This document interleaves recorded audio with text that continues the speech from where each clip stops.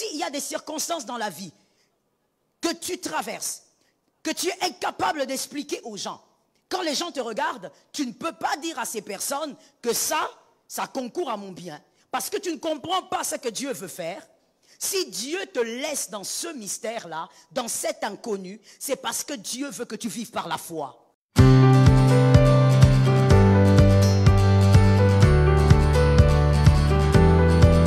À quoi? Je reprends maintenant la phrase pour que tu me répondes bien. Toute chose concourt à quoi? Tu as très mal répondu. Toute chose concourt à quoi? Tu as très mal répondu. Toute chose concourt à quoi? Merci. Toute chose concourt à ton bien. À ton bien. Tout ce qui peut arriver concourt à ton bien. Évoluons. Seulement, il est difficile des fois que dans certaines circonstances de la vie, que nous soyons capables de dire que ça concourt à mon bien. Face à certaines réalités, nous sommes incapables, des fois même c'est honteux de le dire, que ce que je vis concourt à mon bien.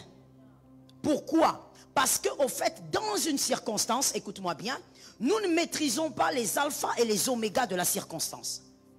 Comme nous ne maîtrisons pas les alphas et les omégas de la circonstance, nous sommes donc dans le flou. Et quand on est dans le flou, on ne sait pas ce qui va arriver, on doute. On se pose des questions. Très souvent, dans certaines réalités de nos vies, lorsque nous ne savons pas dire aux gens que ce que je vis concourt à mon bien, parce que la situation est chaotique, c'est parce que la circonstance est entourée des mystères. Que quelqu'un me dise mystère. Un mystère, c'est quoi? C'est simplement quelque chose qu'on a du mal à expliquer. C'est-à-dire tu vis une réalité que tu ne peux pas expliquer, que tu ne peux pas comprendre. Tu ne sais pas là où cette réalité t'amène. Et donc tu es dans un mystère. Mais écoute-moi très bien. Dieu n'enlèvera jamais, Dieu ne va jamais extraire le mystère de ta vie ou dans les circonstances de ta vie. Je reprends. Dieu ne va jamais extraire les mystères des circonstances de ta vie. Parce que les mystères vous permettent de vivre dans la foi. Celui qui connaît n'espère pas. C'est celui qui ne comprend pas qui peut espérer. Si Dieu enlève le mystère dans les circonstances de ta vie, Dieu enlève donc la foi. Or, Dieu ne peut pas te permettre de vivre sans la foi. Je l'explique autrement. S'il y a des circonstances dans la vie que tu traverses, que tu es incapable d'expliquer aux gens, quand les gens te regardent, tu ne peux pas dire à ces personnes que ça concourt à mon bien. Parce que tu ne comprends pas ce que Dieu veut faire. Si Dieu te laisse dans ce mystère-là, dans cet inconnu, c'est parce que Dieu veut que tu vives par la foi. Lorsque Dieu enlève le mystère dans les circonstances de ta vie, Dieu a enlevé la foi. Lorsque le mystère demeure, ça nous permet de croire. Est-ce que quelqu'un comprend? Hébreux 11:6 dit, il est impossible de plaire à Dieu sans la foi. Donc Dieu doit garder la foi en nous. Mais comment il fait pour garder la foi? Il ne te dit pas tout. Il cache des choses. Il garde le mystère de certaines réalités que tu traverses pour te permettre de croire en celui qui sait tout alors que toi tu ne sais rien. Est-ce que quelqu'un m'entend? C'est une autre définition de la foi que tu peux rajouter à ta longue définition. La foi, c'est de croire en celui qui sait tout lorsqu'on ne sait rien du tout. C'est ça la foi. Voilà pourquoi dans les mystères de ta vie, dans les circonstances de ta vie, Dieu va s'organiser pour que les alphas et les omégas des circonstances te soient inconnus. Tu vis des choses mais tu ne sais pas comment ça va se terminer. Et quand les gens te regardent, tu ne peux même pas dire à ces personnes-là, écoute, ceci concourt à mon bien. Parce que lorsqu'on regarde la chose, on constate que la chose est vraiment en train de te rendre malheureux. En train de te rendre malheureuse. Mais quand même, la chose concourt à ton bien. Pourquoi Dieu garde ce mystère? Pourquoi Dieu ne te dit pas tout? Parce que tu dois vivre par la foi. Dis à ton frère, le mystère est gardé à cause de ta foi. Pourquoi Dieu ne nous a jamais dit? La raison véritablement, la raison valable pour laquelle il a laissé Sarah autant d'années sans enfant. Pourquoi Dieu ne nous a pas dit? Il pouvait être le père de la foi même si il avait attendu 7 ans ou 8 ans. Pourquoi Dieu a attendu autant d'années? Dieu n'a jamais rien dit. Le mystère cultive la foi. Dieu cache le mystère. Des fois tu vis des choses, quand les hommes entendent, tu te poses la question, est-ce que je pourrais dire à ces hommes que c'est que je vis concourt à mon bien? Dieu s'organise pour que tu ne saches pas tout. Parce que tu dois grandir dans la confiance. Est-ce que quelqu'un m'entend? Si je sais où je vais, je n'ai pas besoin de toi. Qui a capté ça? Aide-moi à dire ça à ton frère. Pour avoir besoin de toi, je dois ne pas savoir là où je vais. Si je te dis accompagne-moi à Lemba et que je sais où se trouve Lemba, tu es simplement vraiment un accompagnateur et rien de plus. Parce que je sais où je vais. Mais si je te dis aide-moi à arriver à Lemba, c'est-à-dire que je suis dans l'incapacité d'arriver à Lemba toute seule. Pourquoi? Parce que j'ai besoin de toi. Alors quand j'ai besoin de toi, je m'appuie sur toi. Voilà pourquoi il t'arrive des fois de vivre certaines choses. Tu pries, tu pries, tu pries. Mais Dieu ne te dit pas pourquoi il t'a fait attendre longtemps. Parce que Dieu veut que tu vives par la foi. Ce n'est pas comme ça, ça s'apprend. Apprendre à avancer avec Dieu alors qu'on ne comprend pas, mais on dit, Seigneur, je crois que tout concourt à mon bien. Je ne sais pas ce que tu fais, Seigneur, en faisant ça. Je ne sais pas ce que tu gagnes lorsque mon enfant tombe malade comme ça continuellement. Mais je crois une chose, tout concourt à mon bien. Je veux le dire autrement avant d'évoluer. Dans les circonstances de ta vie, plus tu en sais moins, en tout cas pour un élu, plus tu en sais moins, plus ta foi s'amplifie. Quelques minutes de réflexion. Dans les circonstances de ta vie, plus tu en sais moins, plus ta foi s'amplifie. Lorsque Dieu te cache des choses, c'est pour que ta foi s'amplifie. Ce n'est pas pour que tu perdes ta foi. Tu n'es pas païen. Tu es un enfant de Dieu. Tu avances avec celui qui sait tout et tu avances. C'est ça la confiance. Tu avances avec celui qui maîtrise tout quand toi tu ne maîtrises rien du tout. Qu'est-ce qu'on fait lorsqu'on est dans des circonstances qu'on ne peut pas expliquer? On ne sait pas dire aux gens que toutes ces choses concourent à mon bien. Parce que ce sont des situations très bizarres. Et comme je le disais, des fois, ce sont même des situations honteuses. Ça commence à t'humilier. Ça commence à te diminuer même dans le quartier. Tu ne sais pas comment dire aux gens que ce que je vis là, ça concourt à mon bien. Lorsqu'on vit des choses comme ça, qu'est-ce qui crée la différence au fait? Qu'est-ce qui fait que Monsieur X soit dans la paix et Monsieur Y soit tourmenté? Qu'est-ce qui crée la différence? Écoute et répète à ton frère, la perception de la vie. Répète-moi encore la perception de la vie. Alors, d'où vient maintenant la perception de la vie du chrétien? Écoute-moi bien et tu vas écrire après. La perception du chrétien émane de l'amour qui l'a marqué. La perception du chrétien émane de l'amour qui l'a marqué. Je parle de l'amour de Dieu. L'amour de Dieu l'a marqué. Et l'amour qu'il a marqué a créé en lui une discipline. Est-ce que quelqu'un m'entend? L'amour de Dieu qu'il a marqué a créé en lui une discipline. Et cette discipline n'est pas contrôlée par des lois. Cette discipline est contrôlée par l'amour. Toujours l'amour de Dieu. Est-ce que quelqu'un a capté? Et lorsqu'il y a l'amour de Dieu, la discipline, on a une perception de vie différente. C'est ce qui fait que ton voisin ne conçoit pas la vie comme toi.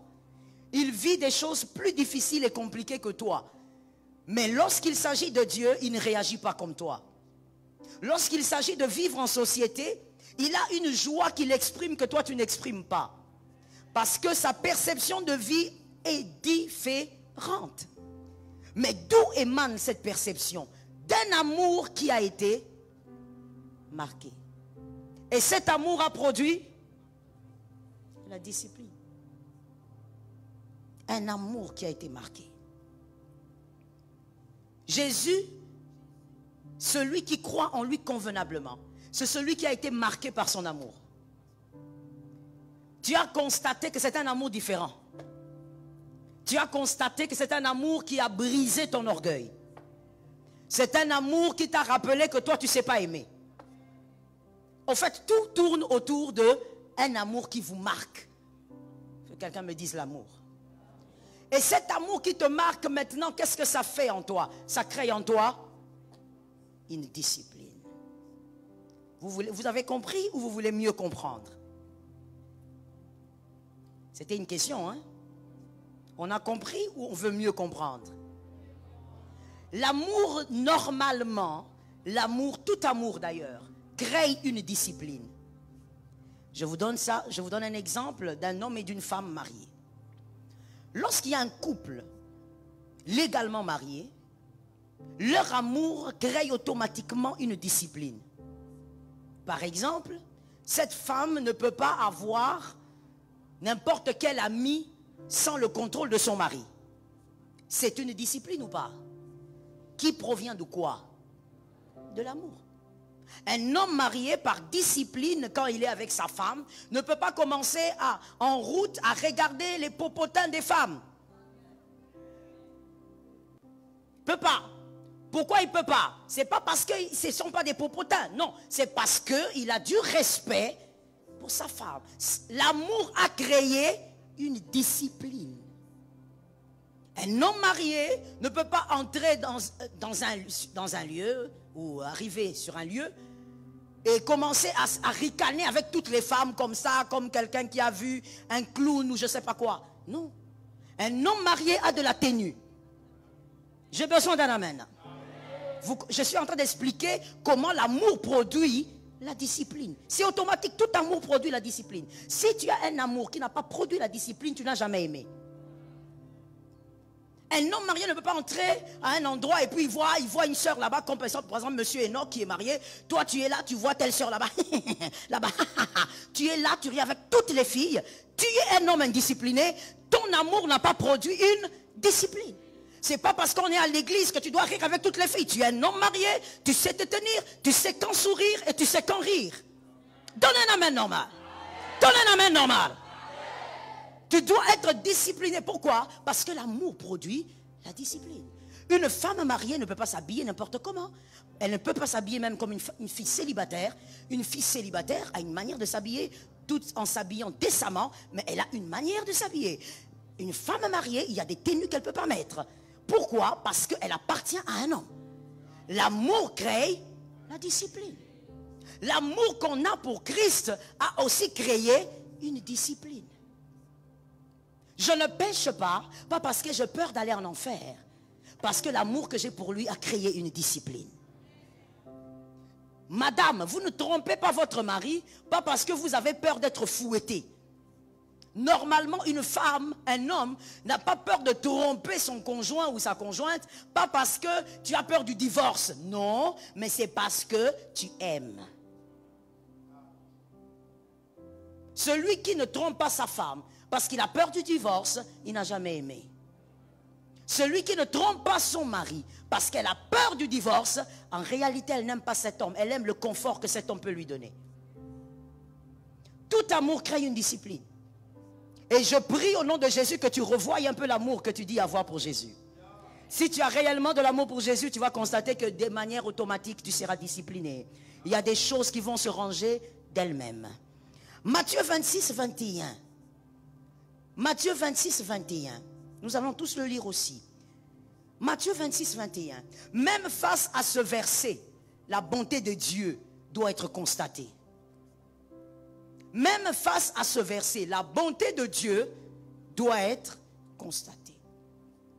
Tu dois constater la bonté de Dieu. 2023, tu vas vivre le mystère de ce verset, mais tu dois voir dans ça la bonté de Dieu. Merci pour ton amen, mon frère. Tu dois voir la bonté de Dieu dans quoi? Matthieu 26, 21. Est-ce qu'on peut lire? On y va. 1, 2, 3.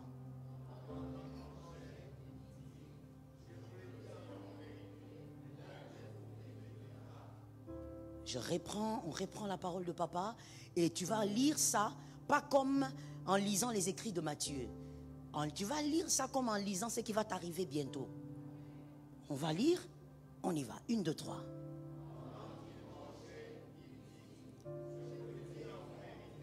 L'un d'entre vous, il s'agit de qui ici? Il s'agit de qui?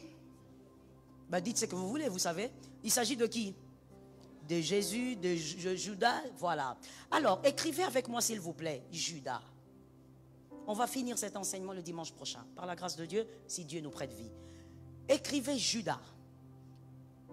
Même avec Judas, tout concourt au bien de ceux qui aiment Dieu.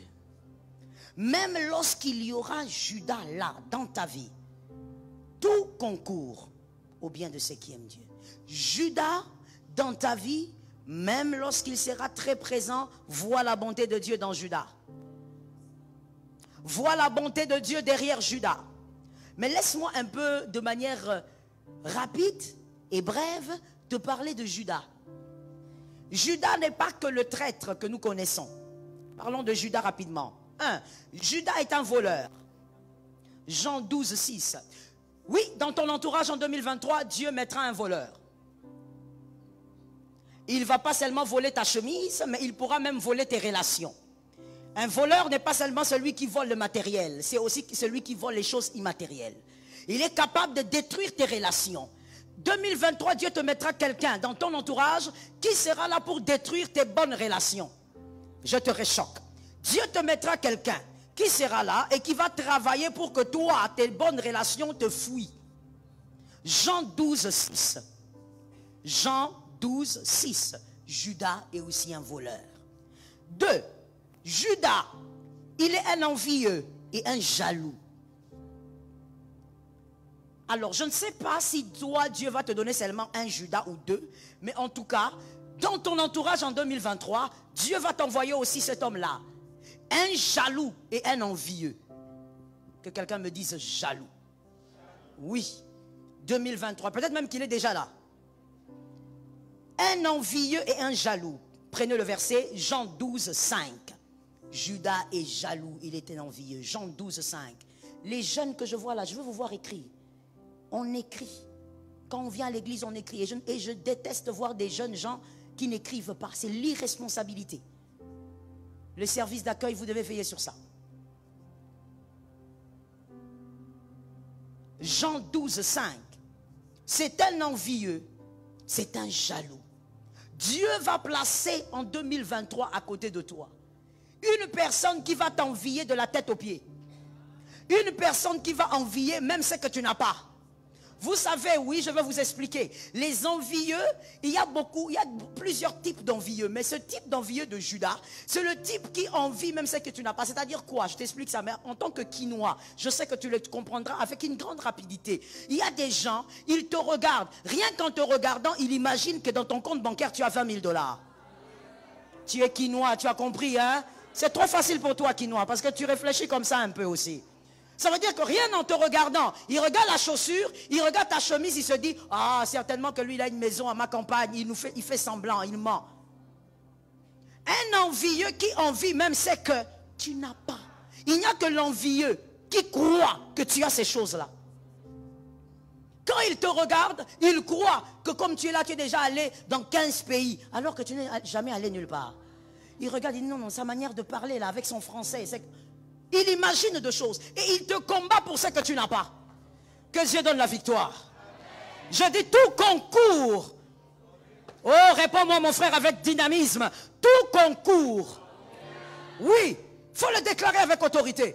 Tout concourt à ton bien. Il y a ce genre de personnes, des envieux, des jaloux. Un envieux, il est automatiquement jaloux. Parce que l'envieux veut avoir ce que tu as et donc il est forcément jaloux. 2023, dans ton entourage, tu auras un Judas, un jaloux. Je ne sais pas s'ils seront 4. S'ils seront 4, reçois l'onction. Reçois une augmentation. Parce que Dieu peut t'en envoyer 5. Reçois une onction. Tu as besoin d'une onction de protection. Judas sera là. Mais Judas ne doit pas partir. Que quelqu'un dise à son frère, Judas ne partira pas. Non, on va le dire autrement. Dis à ton frère, mon Judas ne doit pas partir. Oui, il doit rester là. C'est qui Judas? Judas, c'est aussi celui qui te suit pour te disqualifier. Oh my God. Quel type de personne? Judas, il est celui qui ne va pas te lâcher. Il va te suivre. Mais pourquoi il te suit? Pour te disqualifier. Il travaille pour te disqualifier. Prenez le verset Matthieu 26, 15. Matthieu 26, 15. Judas, il te suit pour te disqualifier. Imagine-toi que dans ton entourage, tu as quelqu'un. On te donne toujours des rapports. Il veut te détruire. Il détruit tes relations. Il a fait des appels. Il a appelé la personne qui t'avait promis un travail. Il a sali ton nom là-bas. Mais c'est une personne qui ne te lâche. Le matin, tu te réveilles, son appel manqué là. Et les Judas sont collants, je vous assure. Hein. Les Judas, ils sont collants. Il est là. Tu regardes les messages. Il y a 15 messages du Judas. Mais tu as appris qu'il est en train de te détruire. Et quand tu l'appelles, il te dit, oh, je te cherche, non, on ne sort pas aujourd'hui.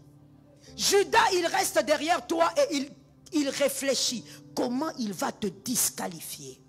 2023, Dieu te donnera un Judas. Ah, mais tout concourt. Je suis d'accord. Avant d'écrire cette phrase, répète-la moi s'il te plaît 3 fois. Ça va ressusciter quelque chose dans ta vie. Judas est un mal qui bonifie ta mission. Correct. Au nom de Jésus. Judas est un mal qui bonifie ta mission. Judas est un mal qui ne doit pas te quitter. Judas est un mal qui va rendre meilleure ta mission. Alors il reste là. 2023, nous accomplirons des prouesses. Judas doit rester là. 2023, nous allons atteindre les objectifs. Judas doit rester là. 2023, nous saisirons ce qui est à nous. Oh, je croyais que je m'adressais à quelqu'un qui avait compris. 2023, on doit saisir notre part. Alors Judas doit rester là. 2023, nous allons avoir nos enfants. Judas doit rester là.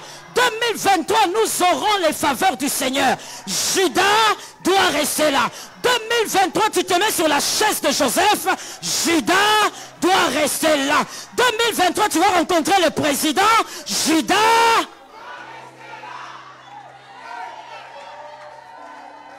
Ce que tu as acclamé la gloire que tu vas saisir. Judas doit rester là. Regarde ton frère, dis-lui, je m'assieds avec Judas. Mets-toi avec. Judas ne bouge pas. Judas, il bonifie ta mission. Tout concourt à mon bien. Vous savez, quand vous êtes ignorant, oh mon Dieu, Seigneur, délivre-nous de l'ignorance. Quand vous êtes ignorant, vous vous plaignez, excusez-moi pour le terme, mais vous vous plaignez pour des bêtises. Quand vous êtes ignorant, vous vous plaignez même pour la chaise qui travaille pour votre ascension. Quand vous êtes ignorant, vous vous plaignez même pour les armes que Dieu utilise pour vous élever. L'ignorance peut vous tuer. Judas doit rester là. Il va travailler à ta gloire. Il détruit tes relations, mais pendant qu'il détruit tes relations, listen et regarde. Quand Judas détruit tes relations à gauche, à droite, les hommes partent. Quand tu avances, les hommes qui étaient là ne sont plus là. Mais c'est parce que la route doit s'agrandir. Et toi, tu vas arriver là où tu dois arriver. Il y a quelque chose de bien. Là où tu vas arriver, il y aura un autre type de personne. Il y aura une autre race de personnes. Il y aura un autre type d'intelligence que tu vas rencontrer et qui te sera bénéfique. Que Judas travaille. Dis à ton âme, Judas doit travailler. Ce matin, mon frère, si tu ne saisis pas l'augmentation de l'onction, c'est qu'il y a quelqu'un qui t'a envoûté. J'ai dit, Judas doit travailler au nom de Jésus. Tout concourt à ton bien. Voilà pourquoi des fois, mon frère, dis à un frère à côté de toi, écoutons cette parole, c'est pour nous. Si tu es un fils de la maison, une fille de la maison, il faut éviter d'avoir certains séquelles. C'est-à-dire que tu ne peux pas faire partie des personnes qui viennent dire, tu sais, tel t'a critiqué. Arrête de me parler de ceux qui me critiquent, parce que ceux qui me critiquent sont en train de baliser ma gloire. Ils balisent le chemin. Si tu entends qu'on a critiqué, toi comme un bon fils enseigné, dis seulement, oh, vous critiquez ma soeur là, tu es vraiment le Judas qui doit rester là. Est-ce que quelqu'un m'entend bien? Il ne faut pas être choqué pour ces choses-là. Avec Judas à tes côtés, tu verras la gloire qui t'est réservée. Est-ce que quelqu'un m'entend? Christ veut faire de toi, retiens cette phrase, pour la vie, si c'est possible, enseigne à tes enfants. Christ veut faire de toi un homme, une femme qui arrive à la gloire avec les armes de Judas. Toi, tu n'arriveras pas à la gloire comme ton papa était arrivé. Il a déposé le CV et puis on l'a engagé et puis il est monté et puis ainsi de suite. Non, ton cas est différent. Toi, tu arriveras à la gloire avec les armes de Judas. Judas va croire te détruire alors qu'il t'amène vers la gloire de ta destinée. Il va croire qu'il est en train de détruire ta réputation alors qu'il est en train d'amplifier. Christ veut faire de toi cet homme-là qui arrive à vaincre avec les armes de Judas. Voilà pourquoi je dis une chose importante encore une fois. Que les manigances de Judas, même si ces manigances te touchent physiquement, que ça ne te touche jamais émotionnellement, que ça ne te touche jamais sentimentalement. C'est la clé que je te donne ce dimanche. Que les armes de Judas déchirent tes vêtements, ce n'est pas un problème. Comme avec le Christ. Même si on déchire, même si on arrache le vêtement, ce n'est pas un problème. Mais que les armes de Judas ne touchent pas à tes émotions.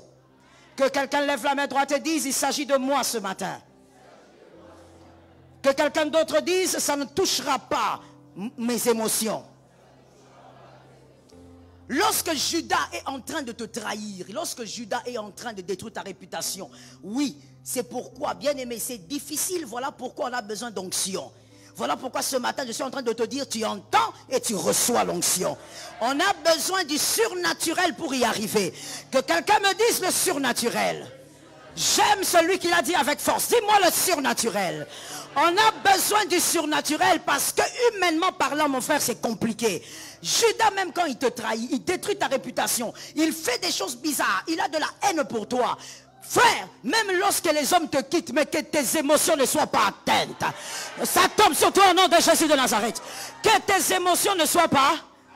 Même quand un homme te quitte, ne te dis pas que tu es devenu petit parce que tel t'a quitté. Même si un homme te quitte, rappelle-toi que tu es toujours spécial. Tu n'es pas spécial parce qu'il est là. Tu es spécial parce que toi tu es là. Même si une femme te quitte, ne te dis pas que comme il m'a quitté, c'est parce que je suis moins intelligent. Non, tu restes intelligent avec ou sans lui. Que tes émotions ne soient pas touchées. Que tes émotions ne soient pas atteintes. Je parle à un homme, je dis, même quand Judas te détruit, que ça ne touche pas à ta foi. Crois que tu es grand. Crois que tu es puissant. Crois que les promesses de Dieu vont s'accomplir. Même si Judas chasse tout le monde, laisse-moi parler. Je dis à quelqu'un, même si Judas chasse tout le monde, il y a quelqu'un d'essentiel et d'important qui ne chassera jamais. Les fils de la maison sont dans la maison. J'ai senti que mes fils sont dans la maison. Je dis, même si Judas, il te détruit, il détruit ton travail, on te limoge, on te chasse, tu perds des hommes, il y a quelqu'un que Judas ne saura jamais chasser.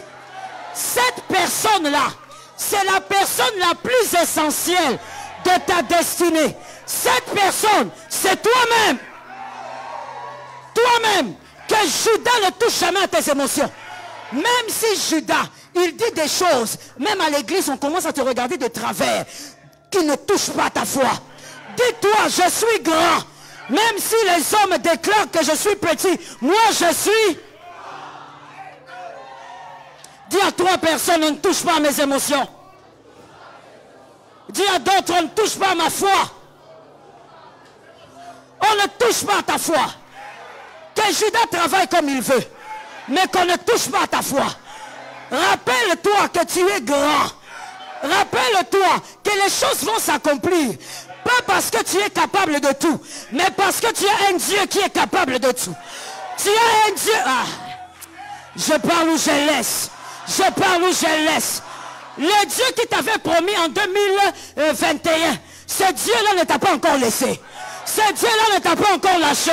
S'il ne t'a pas lâché, ne perds pas ta foi. Si Judas travaille Quand Judas travaillera en 2023, j'ai envie d'entrer dans la tête surtout des jeunes femmes qui sont ici. Parce que ce sont souvent les femmes qui ont des problèmes comme ça. Madame, mademoiselle, tu as été créée comme un être émotionnel, mais tu es enfant de Dieu, sois dans l'équilibre.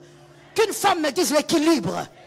C'est pas parce que tu as une femme qu'il faut que tu sois là comme ça, tout le temps en train de pleurnicher et pleurer et tout ça. Sors de là. Je veux qu'une femme me dise je sors. Même si Judas travaille contre toi, que ça ne touche pas à ta foi. Tu n'es pas petite parce que cet homme-là t'a laissé. Cet homme, il est parti parce qu'il a mal regardé. Il a tu es un voisin. Tu es un voisin. Il y a des gens qui ont un problème de goût. Quand quelqu'un te quitte parce qu'il a un problème de goût, toi tu ne peux pas dire, mademoiselle, tu es devant le miroir, tu dis, oh je suis vilaine, c'est pas pourquoi il m'a laissé, il est allé prendre une autre. Il y a des hommes et des femmes qui ont un problème. C'est lui qui a un problème de goût. Toi tu gardes la foi. Tu sais que tu es celui que tu es. Même si les hommes ne sont pas d'accord, tu es d'accord avec toi-même. Dis à ton âme, je suis d'accord avec moi-même. Lève la main droite et dis, moi je suis d'accord avec moi-même. Judas ne touche pas aux émotions. Voilà pourquoi il y a un mystère. S'il vous plaît que la régie me donne ce verset-là. On doit le lire debout. Luc 22. Luc 22, 47 à 48. Prenons d'abord, on va d'abord lire Luc 22, 47. Donne-nous ce verset. C'est tout un mystère. Jésus étant le grand maître, il a vaincu le mystère du baiser. Que quelqu'un dise à son frère le mystère du baiser.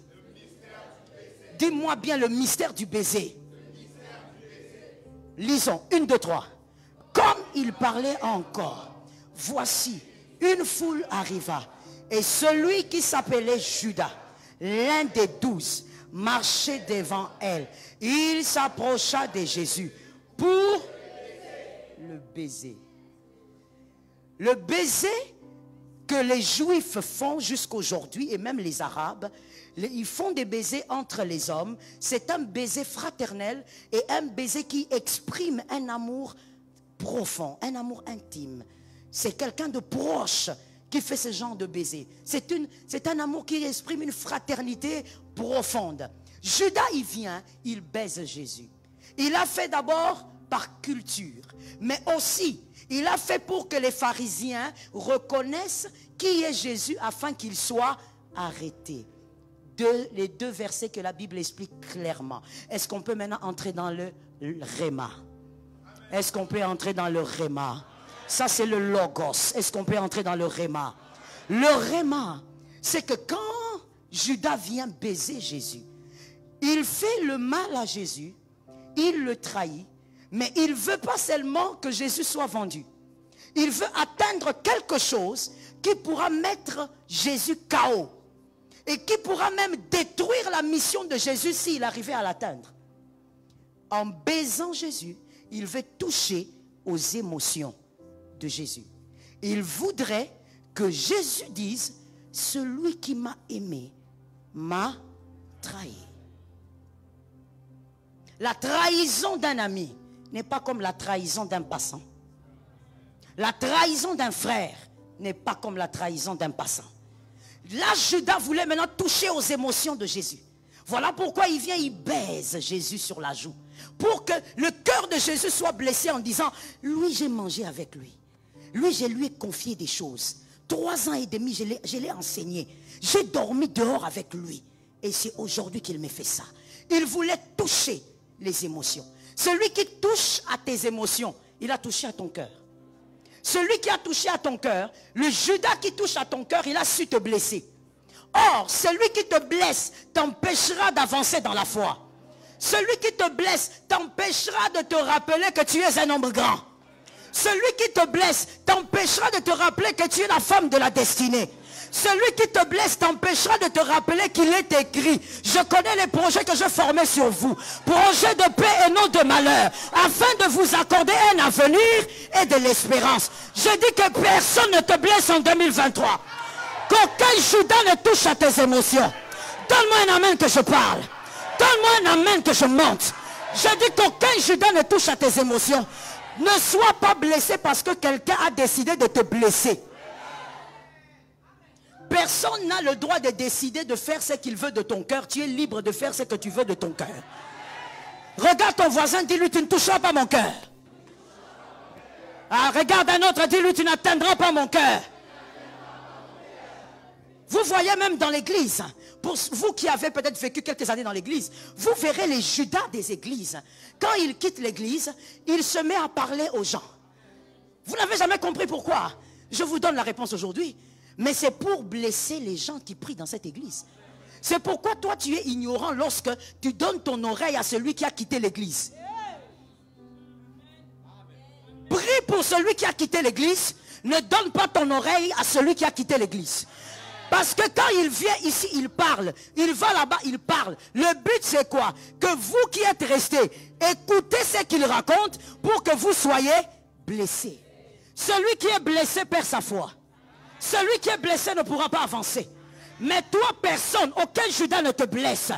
Ah, je parle autrement. Même si Judas te fait un baiser, que le baiser touche la joue, que ça ne touche pas le cœur. Ça tombe sur toi qui est là derrière. Que le baiser touche la joue, que ça ne touche pas. Je parle ou je laisse. Je vais entrer dans ma folie, que je parle ou je laisse. Que je parle ou je laisse. Je dis à quelqu'un, si tu es congolais, tu dois m'entendre. Si tu es congolais, tu dois m'entendre. Écoute, les Judas, s'ils sont dans l'armée, s'ils sont dans tous les secteurs, on s'en fout. Les Judas, leur but, c'est de vouloir atteindre l'émotion des Congolais. Écoute-moi bien. Les Judas ont envie de faire croire aux Congolais que nous sommes nombreux, nous sommes partout, nous allons vous détruire. Même si les Judas sont nombreux, ils ne sont pas plus nombreux que les Congolais déterminés. Donne-moi un amen. Donne-moi un amen. Toi qui es Congolais, pourquoi tu te laisses atteindre dans tes émotions? Pourquoi tu es faible comme ça? Tu es là aussi en train de distiller la chose. Oh, tu sais, hein, l'armée est infiltrée. L'armée est infiltrée. Infiltrée où? Même s'ils sont infiltrés, les Congolais, nous sommes déterminés. Les Congolais, nous sommes nombreux. Nous qui voulons voir le Congo aller dans sa gloire, nous sommes nombreux. Et je t'annonce quelque chose. Tous les Judas du Congo sont en train de travailler pour la grandeur du Congo. Alors tu dois arrêter d'être un Congolais émotionnel. Tu es tout le temps là en train de paniquer. Les Judas ont touché à tes émotions. Est-ce que quelqu'un m'entend bien? Au milieu de cette armée-là, où on dit qu'il y a des infiltrés, il y a aussi des vrais Congolais. Les Congolais qui veulent voir la gloire de Dieu sont plus nombreux que les Judas. Est-ce que quelqu'un m'entend? Depuis la nuit des temps, les Judas ont toujours été minoritaires. Alors pourquoi toi tu es un Congolais qui se laisse atteindre comme ça? Surtout vous les jeunes. Vous vous laissez atteindre dans vos émotions comme ça, pourquoi? Vous êtes là en train de répéter, oui, il y a des infiltrés. Ils sont où? S'ils sont là, nous les Congolais, nous sommes plus nombreux que les infiltrés là qui sont entrés. On ne touchera pas aux émotions des Congolais. Nous sommes forts et nous allons y arriver. Nous allons vaincre au nom de Jésus. Notre nation sera dans la paix totale. Donne un amen si tu es un vrai Congolais. Notre nation sera dans la paix. Est-ce que quelqu'un m'entend bien? Judas, tu travailles pour la gloire de Jésus, ça ne changera pas. Les Judas du Congo, vous travaillez pour la gloire du Congo. Et ça ne changera pas. Ce que Dieu va faire arriver finira par arriver. D'ailleurs, je dis quelque chose et je ferme la parenthèse. Les hommes intelligents ont déjà commencé à voir que le Judas est en train de tomber. Quand Judas commence à beaucoup parler, c'est qu'il est déjà en train de tomber. Je prophétise au nom de Jésus la gloire de Dieu sur notre nation. La gloire de Dieu sur cette nation. La puissante main de Dieu sur cette nation. Je déclare aussi sur ta vie, Judas ne touchera pas à tes émotions. Tu restes l'homme que Dieu a choisi. Si les hommes partent, Dieu t'a choisi toi. Dieu n'a pas choisi Aaron, Dieu a choisi Moïse. Je dis, si les hommes te quittent, c'est toi que Dieu a choisi. Garde ta foi. Dis à 3 personnes, je ne perdrai pas ma foi à cause de toi. Ah, regarde-le bien, regarde bien. Tu ne peux pas perdre ta foi. Marosotoma. Ne perds pas ta foi à cause de Judas. 2023, Judas restera là. Il travaillera pour ta gloire. Il t'amènera à atteindre ta gloire. Et tu sais, quand Judas va faire toutes ces choses et que tu arriveras à accomplir les volontés de Dieu, c'est là que tu diras, la bonté de Dieu était cachée ici. Mais moi, je te prêche aujourd'hui pour que tu saches, avant même cette gloire, regarde ce Judas-là et vois derrière Judas la gloire de Dieu. Ne le chasse pas, qu'il reste là. Oh my God, je sens quelque chose, Saint-Esprit. Je dis, ne le chasse pas, qu'il reste là. L'histoire doit bien s'écrire. L'histoire doit bien s'écrire du début jusqu'à la fin. Ce n'est pas le moment que les Judas s'évadent. Ils doivent rester là. Lorsqu'on parlera de l'histoire du Congo, on doit bien l'écrire. Du début jusqu'à la fin. Je dis, l'histoire de ta vie s'écrira et les hommes diront, c'est à cause de Judas que cet homme est arrivé là-bas. Lève ta main droite et dis-moi que Judas garde ses armes. Parce que ces armes vont me servir. Que quelqu'un qui a plus de foi me dise que Judas reste là où il est. Parce que cette année, je témoignerai grâce à Judas. Commence à prophétiser. Prophétise que l'Éternel t'augmente. Que Jésus te capacite. Que Jésus t'aide. Qu'une onction se rajoute à celle que tu as. Que tu affrontes le Judas de cette année. Que tu affrontes les Judas que Dieu va t'imposer.